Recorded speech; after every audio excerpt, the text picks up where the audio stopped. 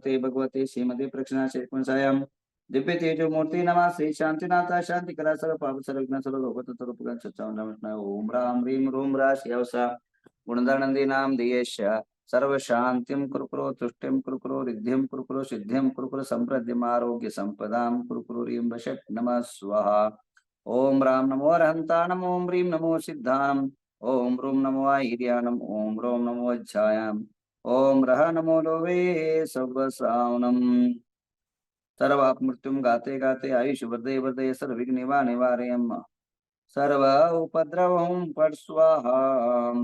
आइए आज सभी घरों में शांति हो, जीवन के अंदर शांति हो, भगवान को दिखाए, सभी प्रकार के विघ्नों का नाश हो, इस हेतु से हाथ जोड़िए। ओम ह्रीं चंद्र प्रभु नमस्तुभ्यं मम चंद्रग्रह दोष निवारणं कुरु कुरु स्वाहा। ओम ह्रीं चंद्र प्रभु नमस्तुभ्यं मम चंद्रग्रह दोष निवारणं कुरु कुरु स्वाहा। ओम ह्रीं चंद्र प्रभु नमस्तुभ्यं मम चंद्रग्रह दोष निवारणं कुरु कुरु स्वाहा। ओम ह्रीं चंद्र प्रभु नमस्तुभ्यं मम चंद्रग्रह दोष निवारणं कुरु कुरु स्वाहा। ओम ह्रीं चंद्र प्रभु नमस्तुभ्यं मम चंद्रग्रह दोष निवारणं कुरु कुरु स्वाहा। ओम ह्रीं चंद्र प्रभु नमस्तुभ्यं मम चंद्रग्रह दोष निवारणं कुरु कुरु स्वाहा। ओम ह्रीं चंद्र प्रभु नमस्तुभ्यं मम चंद्रग्रह दोष निवारणं कुरु कुरु स्वाहा। आइए आप सभी के जीवन के अंदर आत्मकथा आपको सुनाता हूं, उसके पूर्व आप सभी को सूचना है। नवग्रह तीर्थ के अंदर अद्वितीय अलौकिक और विश्व विराट, विश्व के अंदर सबसे ऊंचा, जिन धर्म का, जिन शासन का डंका बजाने वाला महामेरु सुमेरु पर्वत निर्माण हो चुका है और उसकी प्रतिष्ठा जो है जनवरी के अंदर है। और अनेक साधु त्यागी, नेता, अभिनेता, संगीतकार, साहित्यकार के अनेकों विद्वानों के सानिध्य में यह संपन्न होगा। अब सभी उसके अंदर भाग ले, ऐसे सभी से आत्मीय निवेदन करते हुए आइए आज आत्मकथा शुरू करता हूं। दीक्षा लेने का एक मुहूर्त होना चाहिए, बिना मुहूर्त के दीक्षा नहीं होना चाहिए। हड़बड़े में गड़बड़े में होता क्या, कई बार दीक्षाएं भ्रष्ट हो जाती है, कई बार दीक्षा लेने के बाद रोग निर्माण हो जाते हैं, कई लोग पागल हो जाते हैं, कई लोगों के कैंसर, हार्ट अटैक आदि बड़ी बड़ी बीमारियां पैदा हो जाती दीक्षा के। और एक साधु को मैंने ऐसे भी देखा, पहला सुंदर राजकुमार जैसे थे और बाद में जो है शरीर के अंदर ऐसी पीड़ाएं, ऐसी जो है वेदनाएं हुई, हम सहन नहीं कर सकते, देख नहीं सकते और सुनना तो बहुत दूर की बात है। कई बार दीक्षा के मुहूर्त के कारण होता क्या है, ये जो गोलियां है ना, यही गोली लगा देती है साधु। होता क्या है, भीड़ बढ़ जाती, दीक्षा संन्यास के समारोह देखने के लिए, वैराग्य देखने के लिए लाखों लोग आ जाते हैं, हजारों लोग इकट्ठा हो जाते हैं। और होने के बाद ये हमारी कमेटी वर्गों को आशा कभी समाप्त होती नहीं है, पहले तय करते नहीं है। और जिसको लेना है वो 5 मिनट में भी लेगा और जिसको नहीं लेगा 2 घंटे में भी लेगा, परंतु बोलियां खींची जाती है, बोली खींची जाती है, बोली खींची जाती है और उस माहौल का वातावरण जो है खराब कर दिया जाता है। और उसके जाने दो, माहौल तो जाने दो, बट होता क्या है, दीक्षा के मुहूर्त अगर 12 बजे लिखा है, 3 बजे जाके दीक्षाएं हो जाती। इससे क्या हो जाता है, मुहूर्त टल जाता है और बेचारे वो चार चंदा के कारण, 2-3 लाख के चक्कर के कारण उस सन्यासी की आयुष बिगड़ जाती, सन्यासी की जो सन्यास लेने वाले की जीवन तबाह हो जाता है।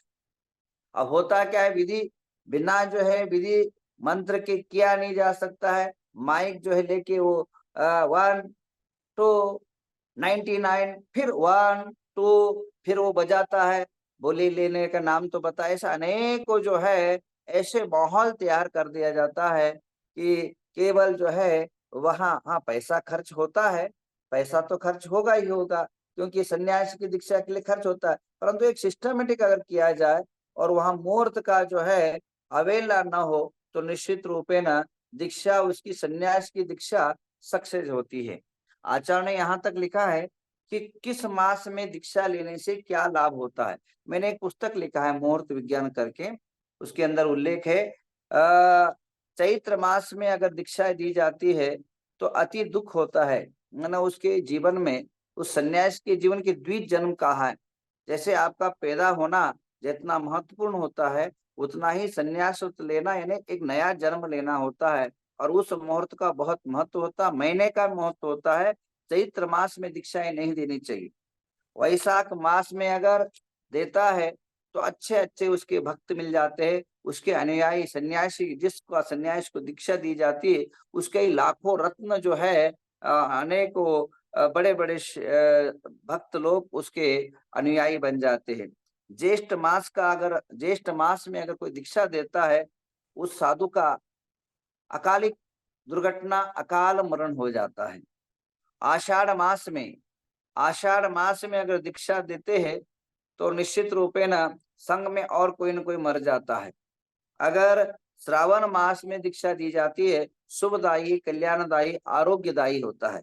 और भाद्रपाद मैंने 10 लक्षण के टाइम पर अगर दीक्षा दी जाती है तो ज्ञान नाश, बुद्धि नाश होता, बोले पागल हो जाते ना, तो ये ऐसे टाइम पर हो जाते हैं। भाद्रपाद मास में अगर कोई दीक्षा दी जाती है तो निश्चित रूपे न पागल हो जाता है। अश्विन मास में जो है दीक्षा दी जाती है, सुख वृद्धि होती। मेरी जो दीक्षा हुई है, शुल्लक दीक्षा, वह अश्विन मास में हुआ, तो मुझे कोई अभी तक जो है दुख का नाम का नहीं है, कोई प्रकार की समस्याएं नहीं लाइफ के अंदर, अति सुख जो है प्राप्त हुआ है। और कार्तिक मास, मेरा जो अश्विन मास में जो है विजयादशमी के टाइम पर होने के कारण, यह लिखा है, देखिए इसके अंदर, पुस्तक के अंदर लिखा है, अश्विन मासे सुख वृद्धि कारक। अश्विन मास में जो है दीक्षा लेना सुख कारक है, सुख सुविधाएं उस साधु को प्राप्त होता है। कार्तिक मास है धन वृद्धि कारक। कार्तिक मास के अंदर जो है धन वृद्धि कारक है। पौष मास ज्ञान वृद्धि कारक है, और माघ मास ज्ञान वृद्धि कारक, फाल्गुन मास यश वृद्धि और सौभाग्य वृद्धि कारक माना है। ऐसे 12 महीने में 12 प्रकार की दीक्षा लेने का महत्व रहता है। अब लेना कौन सी चीज में नहीं है, चैत्र मास हो, ज्येष्ठ मास हो, आषाढ़ मास हो, इन 3 महीने के लिए, और पौष मास में ये दीक्षा, 4 महीना दीक्षा नहीं लेना चाहिए और नहीं लेना चाहिए। जिसको भी अगर दीक्षा की भावना हो रहा हो तो इन चीजों में नहीं लेना चाहिए। और इसी प्रकार आपकी कुंडलियां रहती है। जब भी कोई दीक्षा होनी चाहिए तो कुंडली बनना चाहिए पहला, सही ढंग से, क्योंकि स्थिर लग्न के अंदर ही दीक्षा होना चाहिए। मैं बोल रहा था, बोली के बारे में बोल रहा था ना, नक्षत्र जो लग्न होते हैं, यानी जो मुहूर्त होते हैं, वो 3 प्रकार के मुहूर्त होते हैं, चर, स्थिर और अस्थिर। तो स्थिर लग्न के अंदर जो है ही दीक्षा होना चाहिए। तो स्थिर कोई लग्न, जैसे स्थिर कौन, मेष लग्न स्थिर है, सिंह लग्न स्थिर है, कुंभ लग्न स्थिर है, इस प्रकार कुछ लग्न जो है स्थिर होते, वो स्थिर लग्नों में ही दीक्षा होनी चाहिए, अस्थिर लग्नों में दीक्षा नहीं होना चाहिए। अस्थिर लग्न में दीक्षा ले तो मनुष्य चंचल हो जाता, अस्थिर हो जाता है। तो होता क्या है, हम लोग जो है मुहूर्त तो निकाल देते हैं, और मुहूर्त निकालने के बाद वहां बोलियां शुरू हो जाती है, और बोलियां शुरू होने के बाद उसका सभी प्रकार के स्थिर की जगह अस्थिर में दीक्षाएं हो जाती है। और अस्थिर में दीक्षा होने के कारण जीवन जो है अनेकों प्रकार के संकटों से ग्रसित हो जाता है। कई साधु मेरे से वार्ता करते हैं, मेरे को ऐसा हो गया, मेरे को ऐसा हो गया। अब उस समय जब देखा जाता है तो फॉल्ट जो है मुहूर्त का निकल जाता है। कुछ ऐसे भी मुहूर्त है, आप अगर यकीन नहीं करते हैं तो दीक्षा देके आज ही दीक्षा दीजिए। कौन सा, पुनर्वसु नक्षत्र में दीक्षा लीजिए, निश्चित रूपे न उसका दीक्षा छेद हो जाती है। पुनर्वसु नक्षत्र में दीक्षा देगा और निश्चित रूपे न, आरिका को अगर पुष्य नक्षत्र में दीक्षा दीजिए, निश्चित रूपे न आरिका भ्रष्ट हो जाएगी, शील रहित हो जाएगी। ये नक्षत्रों का प्रभाव हमारे आचार्यों ने बहुत माना है। और हमारे आचार्य महावीर कीर्ति महाराज ने जो है एक नक्षत्र, किस नक्षत्र में कौन से दीक्षा देने से क्या लाभ और क्या हानि होता है, यह जो है बताया है। तो आप सभी से जो है आत्मीय निवेदन है, लेने वाले से और देने वाले से, तो मुहूर्तों का प्रभाव पड़ता है कि मुहूर्तों का प्रभाव के कारण हम देखिए, उसके साथ लग्न जरूर देखिए। ध्यान रखिए, जब भी दीक्षा लेना है और दीक्षा देना है, तो जो नवम भाव है, नवम भाव यानी जैसे, अब क्या आप लोग को ज्योतिष शास्त्र, हाँ, ये जैसे 12 कोटा है, 1 2 3 4 5 6 7 8 9, ये जो भाव होता है, ये नवम भाव जो होता है, इसका बहुत विशेष ध्यान रखिए। और उसी प्रकार लग्न का, और लग्न का, और यहाँ से नौ, यहाँ जो सेंटर है, जो कुंडली आप बनाते, यहाँ सेंटर से 9, 1 2 3 9 गिन लीजिए। नवम भाव और लग्न भाव, ये दो बहुत प्रमुख है। अगर यहाँ शुद्धिकरण है, यहाँ अच्छे ग्रह है, तो उस सन्यासी के जीवन बहुत अच्छा रहेगा। और लगन खराब है और नवम भाव है, धर्म भाव है, जैसे वास्तु के अंदर बताया है, जैसे अगर ईशान दिशा खराब है, अगर ईशान दिशा में टॉयलेट है, ईशान दिशा में गंदा है, ईशान दिशा में गटर है, वो कितना ही आप जो पति मनुष्य हो, वो एक ना एक दिन रोडपति बनेगा और खाने को 2 रोटी नहीं रहेगी। ईशान दिशा खराब है, तो वो कितना ही बड़ा तकदीर वाला हो, चाहे कितना ही पुण्य वाला हो, उसका सारा पुण्य छीन होगा। और एक दिन ऐसा आएगा कि 10 रुपए के लिए भी तड़पेगा। एक एक रुपए के लिए करोड़ोपति क्यों न हो, अब्जोपति क्यों न हो, अनिल अंबानी का बेटा क्यों न हो, अगर ईशान दिशा खराब है रहने का, तो वो कभी भी संपत्तिवान स्थिर नहीं हो सकता है। वो निश्चित रूप, अगर काम करिए, अगर किसी को विश्वास नहीं है, किसी को वास्तु के बारे में अंध श्रद्धा लगता है, तो आप अपने घर के अंदर आज ही के दिन कर लीजिए, आज ही के दिन करिए। और आज के बाद केवल केवल जो है 3-4 साल के अंदर आपकी परिस्थिति देख लीजिए, आप किस प्रकार आपकी परिणति हो जाएगी।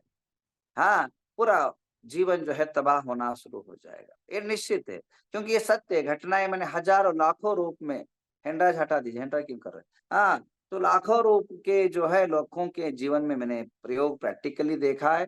और इसी प्रकार जन्म समय के अंदर, अगर दीक्षा समय के अंदर अगर लग्न भाव खराब है, तो आदमी स्वस्थ नहीं रह सकता है, आरोग्यवंत नहीं रह सकता है, आरोग्य स्थिर नहीं हो सकता। चाहे वो बच्चा जन्म के टाइम पर, अगर बच्चा भी जन्म रहा हो या दीक्षा दे रहा, दोनों एक ही जैसी है। अगर वहां अगर पहला भाव खराब है, तो आरोग्य ठीक नहीं हो सकता है। जब आदमी का आरोग्य ठीक नहीं रहेगा, जब मनुष्य का स्वास्थ्य ठीक नहीं होगा, शरीर माध्यम खलु धर्म साधनम, शरीर ही अगर साथ नहीं देगा, तो धर्म की साधना ही नहीं हो सकती है। जीवन की अनेक तमाम प्रकार के जाप है, तप है, अनुष्ठान है, आराधना है, और चरित्र पालन करना है, ये संभव नहीं हो सकता है। और नवम भाव में रहेगा, अगर नवम भाव खराब रहेगा, यानी यहाँ से लेकर के, पहले से लेकर के नवम भाव, ये जो है नवम भाव जो है ना, यहाँ अगर ऐसे गिन लो, अगर नवम भाव, अगर यहाँ से ऐसे नवम भाव जो होता है, वहां नवम भाव गिन लो, तो निश्चित रूपे न एक लग्न से लेकर के नौवा कोटा, एक जैसे ऐसे सीधा तरह से घुमाते जाइए। नवम भाव अगर शनि है, राहु है, चंद्र केतु है, या इसी प्रकार जो है मंगल शनि के साथ अगर जुड़ा हुआ है, तो वह व्यक्ति धार्मिक से च्युत हो जाए, धर्म से, धर्म ध्यान से च्युत हो जाए। शनि और चंद्र अगर रहेगा, तो वो साधु बनने के बाद भी हमेशा आकुलता के साथ, अगर कोई व्रत भी लेना चाहते हो, कोई प्रतिमाएं लेना चाहते हो, ब्रह्मचारी भी बनना चाहते हो, या आपके दीर्घ रूप से अगर संन्यास भी लेना चाहते हो, तो जो है यह भाव बहुत शुद्ध रखना जरूरी है।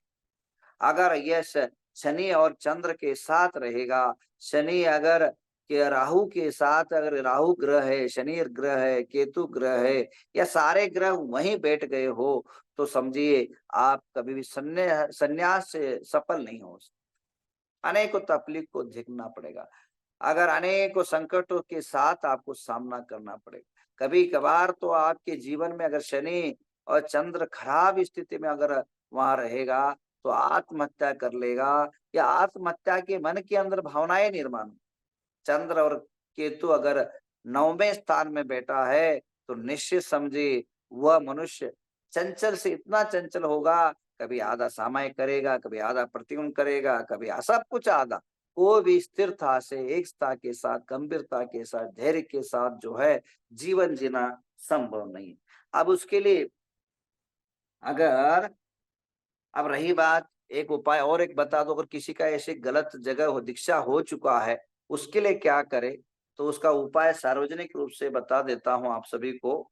सबसे पहली बात तो नवम स्थान का जो मालिक है, नवम स्थान का जो राशि है, उसका जो तीर्थंकर की आराधना करे सन्यासी।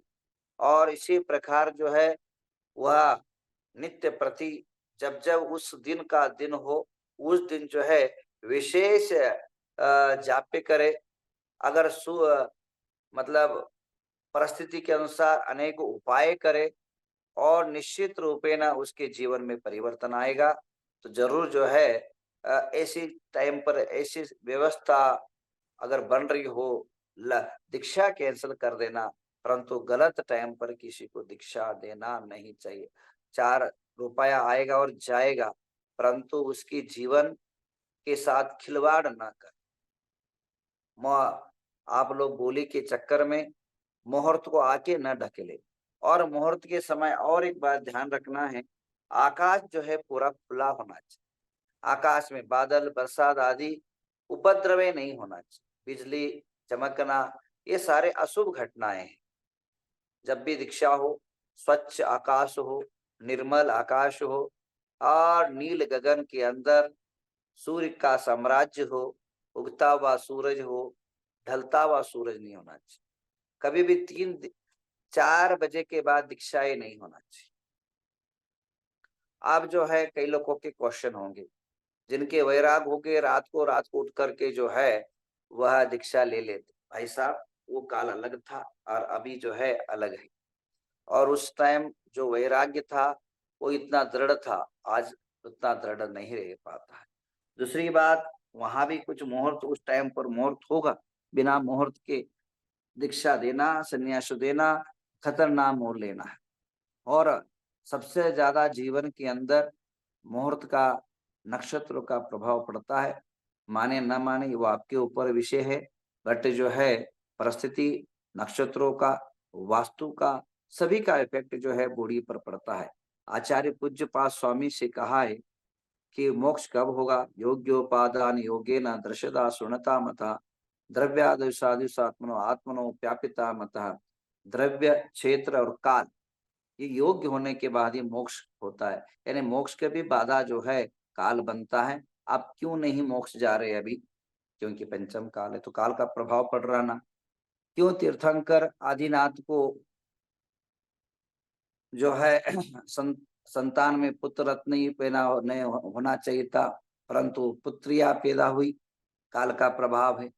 आदिनाथ भगवान के जो पुत्र है बाहुबली, उनको जो है भरत है, ये भरत चक्रवर्ती का कोई मान नहीं भंग होता है।